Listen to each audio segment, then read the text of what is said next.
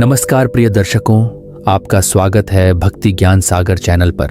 आज हम आपको भगवान श्री कृष्ण की कर्मभूमि द्वारका नगरी की उस अद्भुत कथा के बारे में बताएंगे जिसे सुनकर आप न केवल रोमांचित होंगे बल्कि चकित भी रह जाएंगे।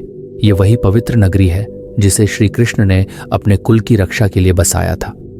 हिंदू धर्म के अनुसार द्वारका को 7 सबसे प्राचीन और पवित्र नगरों में स्थान प्राप्त है।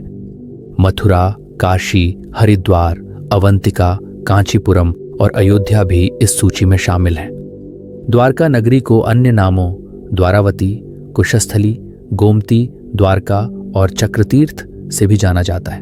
कथा कहती है कि यह नगरी चारों ओर ऊंची दीवारों से घिरी थी और इसमें कई द्वार थे। शायद इसी वजह से इसका नाम द्वारका पड़ा। लेकिन सोचने वाली बात यह है कि आखिर ऐसा क्या हुआ जो भगवान श्री कृष्ण की यह सुंदर नगरी समुद्र में विलीन हो गई। श्री कृष्ण की यह लीला महाभारत युद्ध से जुड़ी हुई है। महाभारत में कंस वध के बाद जरासंध ने मथुरा पर बार बार आक्रमण किया।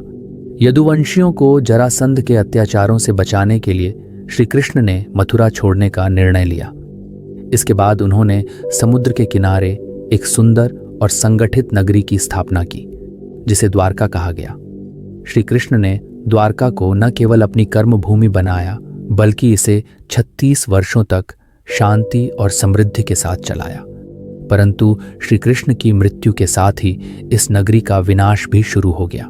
महाभारत युद्ध के बाद जब पांडवों की जीत हुई और युधिष्ठिर का हस्तिनापुर में राज तिलक हो रहा था, तब कौरवों की माता गांधारी ने अपने 100 पुत्रों के वध का दोष श्री कृष्ण पर मढ़ते हुए उन्हें श्राप दिया। उन्होंने कहा, जैसे मेरे वंश का नाश हुआ है वैसे ही यदुवंश का भी नाश होगा। महाभारत युद्ध के 36 वर्ष बाद द्वारका में अजीब अजीब घटनाएं होने लगी। एक दिन आर्षि विश्वामित्र, नारद और अन्य संत द्वारका पहुंचे। यादव युवकों ने उनसे मजाक करने की ठानी और श्री कृष्ण के पुत्र साम को स्त्री के रूप में उनके सामने प्रस्तुत कर कहा कि यह गर्भवती है। बताइए इसके गर्भ से क्या उत्पन्न होगा। ऋषियों ने ध्यान लगाकर देखा और उनके छल को समझ लिया। उन्होंने क्रोधित होकर कहा कि यह बालक लोहे का मूसल जन्म देगा जिससे पूरे यदुवंश का अंत हो जाएगा। कुछ समय बाद साम ने वास्तव में लोहे के मूसल को जन्म दिया। श्री कृष्ण ने इसे समुद्र में फेंकवा दिया, लेकिन वह मूसल समुद्र तट पर घास के तिनकों में बदल गया। जब यदुवंशी तीर्थ यात्रा पर प्रभास क्षेत्र पहुंचे तो उन्हीं तिनकों से बने मूसलों का उपयोग कर उन्होंने आपस में ही लड़ाई शुरू कर दी। इस युद्ध में सभी यदुवंशी मारे गए। यदुवंश के विनाश के बाद श्री कृष्ण ने अपने सारथी दारुक को अर्जुन को बुलाने भेजा। बलराम ने वन में समाधि ली और शेषनाग के रूप में अपने लोक लौट गए। श्री कृष्ण भी योग की स्थिति में धरती पर लेट गए। तभी जरा नामक एक शिकारी ने उन्हें हिरण समझकर बाण मार दिया। श्री कृष्ण ने उसे क्षमा करते हुए बैकुंठ धाम को प्रस्थान किया।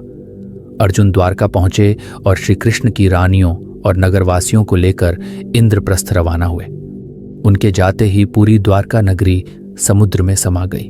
2005 और 2007 में भारतीय पुरातत्व विभाग ने समुद्र के भीतर द्वारका के अवशेष खोजे। इन अवशेषों में प्राचीन दीवारें, बर्तन और अन्य वस्तुएं मिली जो 9000 साल पुराने हैं। दर्शकों, ये कथा न केवल अद्भुत है बल्कि यह श्री कृष्ण की दिव्यता और उनके युग की गहराई को समझने का माध्यम भी है। अगर आपको यह कथा पसंद आई हो तो हमारे चैनल को सब्सक्राइब करें और इस वीडियो को अपने प्रियजनों के साथ साझा करें। अब दीजिए हमें इजाजत। आपका बहुत बहुत धन्यवाद। जय श्री कृष्ण।